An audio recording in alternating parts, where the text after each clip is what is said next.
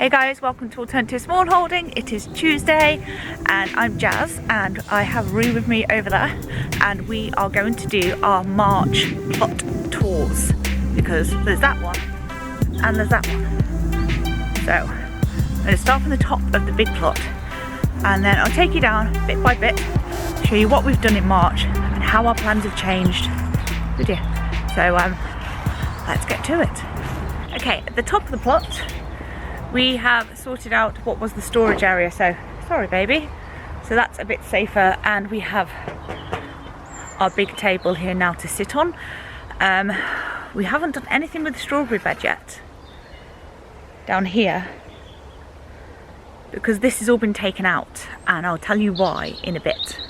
This honestly doesn't look much different because we had a change of plans. We was going to spend the whole weekend last weekend sorting out the polytunnel. All the plans changed, as they tend to do, and then we didn't get a chance to.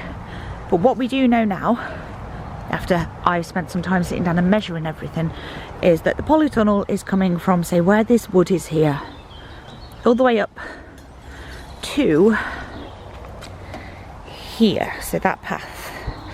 So that's that kind of size, which will mean we have a 16-foot, maybe 18 foot by 10 foot polytunnel, which is going to be really, really useful this year. And if we go around the polytunnel here, and you can see these markers. Now, the polytunnel will come down there. There'll be this gap, which is what the polytunnel plastic will be dug into so that it doesn't lift up. And then on there we'll probably have some like potato pots or something. And then this will be a pathway that runs down straight that way. And then all of this will be spare as a bed, which is a bonus bed because I hadn't got that in my plans at all. So bonus bed will be beans and tomatoes. But down this edge here, that's going to be our celeriac and celery, because I don't want things like that can be picked easily, like tomatoes and beans, to be right near the edges of the fence, because although the plot is going to be fenced, you can still reach through and take things if you have sticky fingers. So if we can put the crops near the edge that they're not going to be able to pick easily, or they're not interested in picking easily, then hopefully that means that our crops that are in this bed will be a little bit more protected. So that means we've got this whole area now from this piece of wood all the way up, and that's going to be empty. Roo is going to have her swing here, so where this greenhouse base is, Roo will have her swing, and then we'll sort out this area so it's got a lovely bedding for Roo to grow her veg and flowers that she wants to grow. This area we're basically going to tidy up and then just leave it for this year. We don't know how much shade the polytunnel is going to cast on that area, so we're not going to prioritise any crops for it. It's not massive anyway, but it could be somewhere for the shed, it could be a seating area, it could just be a social area or somewhere we put pots. But we don't want to like push ourselves to make sure that every single piece of ground is finished in the first year. That's just silly. So we're just going to make sure that it's safe and clear, and then we'll deal with it as we go. So now we're at the raised beds that are at the bottom of the polytunnel, and down here, if you remember, we planted some poppies and they got slugged, and I'm not used to things getting slugged. I'm not. I know it sounds silly, but I'm not. So it's obviously something I'm going to have to be aware of. But the mint is coming back, which I'm excited about. So it isn't dead after all. But yeah, the slugs, we usually don't have a problem with them because we don't give them anywhere to hide. But here, obviously, with all the raised beds and all these plastic pathways and everything, there's lots of slugs. And also we had a warm winter. It wasn't very cool at all. We didn't get many frosts. So the slugs are going to be out in force this year, I think. This bed, waiting for the asparagus crown here to do something, and the rest of it I don't have anything planned for yet. Same as that one, I may just fill it all up with topsoil, and then that may be like a spare bed if we need something extra for tomatoes. And this bed is going to be courgettes with a few tomatoes put in there too. So we've done the end with the polytunnel, and we've done up to here where we're going to have courgettes, and then we've got the row of carrots that we put in, so I'll take you down there now. Not done anything with here. This is where we planted our carrot competition between me and Roo. If you haven't seen that video, I will link it below. Hello, little ladybug. There's lots of ladybirds around this year, which can only be a good thing. Garlic is looking great. Sorry, I've dropped you. But, talking about slug munching, look. They were my radishes, which were doing well, and they've been slugged. Garlic, as I said, doing well. Shallots, we've taken the cover off them now, and they are coming on lovely. There's a couple here that have been eaten. I'm not worried, they can stay there. It seems that some of them have been relocated over here by the fox when he first started playing, so I'll just leave those in there for now. And they will be followed, I believe, by carrots once we've taken the last of the chard and spinach, and the shallots will come out. They'll be followed by carrots, as will the garlic. No change on this bed, which is the tomatoes bed. That beast is our rhubarb. I'll show you in a minute. I have gone through and weeded our new raspberry bed, so that's looking good, and the gooseberry is starting to come back to leaf, as are the raspberries here. And currants that we transplanted, they're doing well. These two here. And then this is one of the two areas that I still need to weed. So this is the big currant bush with the grass around the bottom. And then on the end here, I'm hoping to get this done this week. This is our blueberry pots, and I'm going to plant them in the ground in their pots because they're ericaceous. They need ericaceous compost. So this is, oh, I shall back up. This is the rhubarb. It's massive. The leaves are enormous. You could use them as umbrellas. And the stalks are lovely and pink. Really thick stalks, and lovely and pink. So I'm going to start picking this soon, and I'm going to make rhubarb wine because I found my wine yeast and I've got some new demijohns, so that'll be a new project for me to start. Rhubarb wine, it's exciting. So we're at the herb bed now, so you can see how far we've come down. There's rue, polytunnel, carrots, rhubarb, herbs. This rosemary is absolutely stunning at the moment. The bees have been really enjoying the flowers. It's doing really well here. And the hydrangeas, I've got lots and lots of new growth on, and they look happy. So I'm glad. I think we have rescued them. They are looking a bit odd shaped, but as they grow I will prune them and get them back into a lovely bushy shape rather than rather spindly. And all the other herbs are doing really well. The thyme's coming back after being chickened. The woad is going into flower. Even the soapwort's coming back, and I didn't think that was going to. So yeah, and that's the other oriental poppies that have also been slugged. Here's the raspberries. This is the second bed that needs weeding, so this is only our second area. 2 areas on the plot that need weeding. That's not bad, I'm happy with that. Brassicas. Now, in here, the brassicas have bolted now. I don't think it helped, obviously, that we moved them in October, but they have bolted, which means that essentially they, rather than trying to form a head on them, they are shooting up and they're trying to form seeds. Which is fine because, as I said, we're eating them for the leaves rather than the cabbage head. If you see here, oh, we get this one. You see that's got a flower head on it. So I may take the netting off these once I've harvested the rest. Come here. Of our purple sprouting broccoli.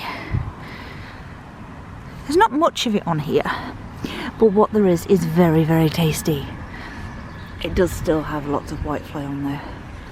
And the red cabbages. Oh, look at the colours on those leaves. Look at those. That's the red cabbage bolting and going to flower. Well, those leaves are beautiful. Onto the broad beans. Oh, actually, down there, the 2 kale plants that I've left there go into seed as well. I don't know if just to leave them. I may do. I might just let them flower. And that is our white icicle radish that we are letting go to seed, and then that's for me to save seeds from. So I weeded through this broad bean patch the other day, so there wasn't many weeds in here anyway, but I just want to keep on top of it. But they're doing nicely. Roo did a grand job of replacing any ones that weren't growing very well. There's still a couple. There definitely seems to be areas where they're not happy. I just put this extra one in on Friday, and there's still that one there and that one there that don't look great. But all in all, I think we've got a good load of broad beans. But I think Roo's done a great job on those, so broad beans. That bed is just patiently waiting for us to do anything with it. I'm not even worried about that yet. That's going to be planted up in about April or May, and that is going to have brassicas in it. The apples, I have done a little prune of them, simply because they were coming way across the path and they were scratching us every time, so I've just cut off some of those edges, and then I went through and cut anything that was rubbing or crossing over, pointing inwards, and that was as much as I've done with those. These are the cuttings that we made. Terry rightly pointed out that they will put on leaves before they put on roots, but as I said, I'm not doing anything with them. They're staying in there for months and months, so I'm not going to get them out and transplant them yet. And then there's this. This is such a mess right now with all the stuff that we brought back from the other plot. These 2 beds nearest to us here, not having anything in them just yet. This is going to be tomatoes on the back here, and then that is going to be salads, lettuces, and then we've got beetroots there, and then there'll be a second sowing of beetroots on the other side of it that are going directly into the ground. This frame, I said I was going to grow beans up it or do it as a squash frame, and I can't remember, was it ACS or is it Artist Band? Said how lovely it'd be if we could have a little seat inside it with all the plants on it. If I can do that, I think that would be really cute. Onions doing well. They definitely seem happier with the light that's coming through from the EnviroMesh now. So there's also some that are very much displaced and knocked over from where the fox had them. But yeah, happy with those. The experiment still stands. If you haven't seen our EnviroMesh video, I think it's called I'm Not Sure This Is Going to Work, that will be linked below. Here, just waiting, this is going to be dwarf beans, this bed. So we'll have dwarf beans here, onions there, which will then be replaced by dwarf beans again as a late sowing. Over there will be tomatoes, salad items, which are lettuces, radishes, spring onions, and more beetroots on here. And we've got our bean arch. I have made a little bit more progress on it. We've got the other posts in, but there's no trench underneath them yet. I've not got that far. Oh look, look, look, look, look. We have baby turnips. 3 rows of baby turnips. Wonderful. I wonder how these beetroots are doing.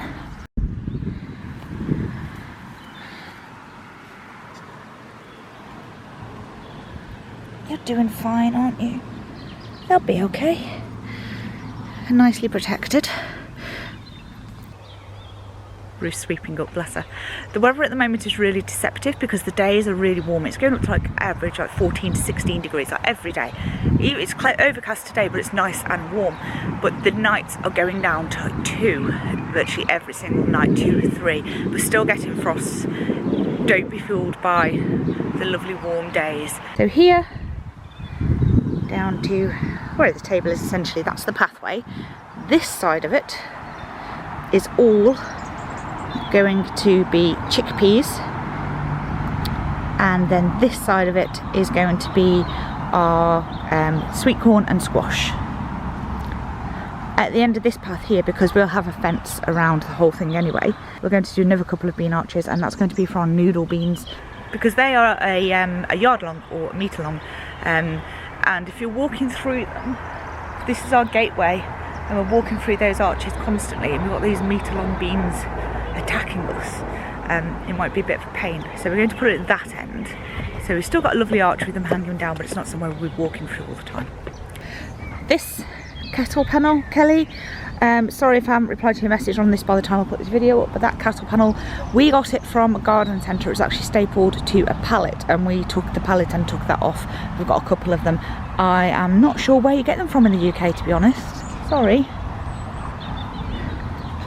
And that brings us to the bottom of the first plot, which means we get to do our first greenhouse tour. Here we go. Oh, the door wasn't quite open.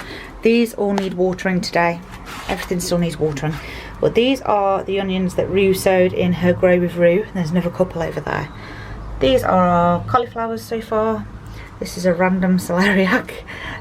Leeks. This is our first sowing of leeks. I'm doing some more in our April seeds to sow video, if you missed them last time.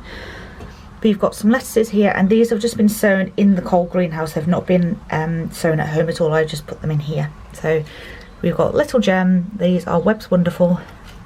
These are Strike Force, which was an expensive packet of seeds, and nothing's happened with those. I'm not sure what these are. They were just a mixed variety, but they are coming on okay now. I started those ones at home and then transplanted them into these plugs. We've got spring onions here. These are our celeriac, and then we've got some potatoes still to sort out there.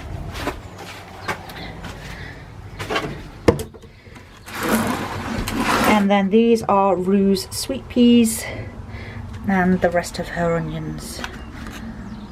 So very spindly, but they're doing okay. These are the potatoes in pots that we did in our how to grow potatoes video. And Roo started a lot off herself as well. Which one was these? These ones. These are, yeah, these are Roo's pot. So that's Roo's. And we're just making sure that they are moist, but we don't water them too much. You don't want them to rot off. So yeah, there's not much going on in the greenhouse. But it's nice to be able to say, look, what we've got growing in the greenhouse for the first time in like 3 years. So that's nice. And down this end, which is just a dumping ground right now, so we've just literally got back on Sunday and dumped everything down here. So this, I'm not sure why the chair's over, but where all of this stuff is, this is going to be another little patch of tomatoes, but we're going to extend the patio area on the greenhouse so that we've got a nice sitting area here, so we can look up the plot too. So we've got a sitting area at the back. Once all the apple trees and the polytunnel are up, we won't be able to see down, so we're going to create one here as well. And we need to sort out the compost bays and actually put something around them to stop the wasps getting in. So if we're looking up the path, this side here is all of our big plots, so that runs right from the bottom all the way up to the trees at the back. And this is our new plot, and this will be a conventional dig plot. So we're not doing any no dig experiments on here. This is just going to be a conventional dig plot, and that goes up to see the little box behind the wheelbarrow there? That goes up to there. So it's only half the size of our other one, but it is a blank canvas essentially. As you can see, everything's been dumped on it. Down this bottom end we're going to have some flowers, and then there will be a path that goes right up the middle. And that's really going to be the only path on here. Then we'll have two long beds, one that runs all the way up this side, and then one all the way down this side. And this year that's all going to be potatoes, and then next year we can shift that like over to that plot and we can move things around. One thing while I remember, talking about potatoes, we're in the meadow at the moment, which you'll see in another video, so this clip might make no sense whatsoever at the moment. We are doing potatoes on the dig plot, but we are doing a no dig experiment with potatoes too. So don't be disappointed if you were thinking they're growing no dig potatoes and now they're not. We are, don't worry. This is the greenhouse frame. I broke that literally in the last minute of it going on the floor. I smashed that piece of glass. Beardy Dude says it was already broken. I'm not sure it was. He said it was cracked, but I've totally done it now. So this all needs sorting out. But this will all be potatoes up to here. And then this, where these spikes are. So one here, there, You can't see the other ones behind the swing, and over there, that's where the greenhouse is going to be, and the door will be on the front here, so it faces this way. We want the door on the inside because the outside of it is going to be fenced. So if that's our plot there and this is our plot, there will be fences running up either side of this path. And then there'll be a gate at the back of the greenhouse there that we'll lock, and then you'd have to come through to get into here. So hopefully that means our tomatoes will be protected this year. That is going to stay. It's got some rhubarb in at the moment, and it's got lots of comfrey, which is just coming up, you can see here, and a few strawberries, but we're going to basically turn that into another fruit bed. I'm going to put some of those raspberries in that I got. I have taken up this area, sorted some bits out and put down some weed membrane, and that is going to be another seating area so that we can look down this plot. We started to dig out that pond last year for the big black box that we had. Found out that we couldn't get deep enough to do that, so what we're going to do is put a pond liner in it instead this year, and then put loads of like herbaceous perennials and beautiful flowers around it. So that seating area, looking to there, is going to be really nice, hopefully. This is something that I started the other day. If you saw my photograph in the community post, this is strawberry bed for Roo #1, and then there'll be another one here. So actually, yes, there'll be 2 more beds here, and then all the potatoes. But strawberries are something that cost a lot of money, and organic ones cost even more, and Roo goes through a lot of them. We've got loads and loads of runners, so I've brought even more back from the old plot.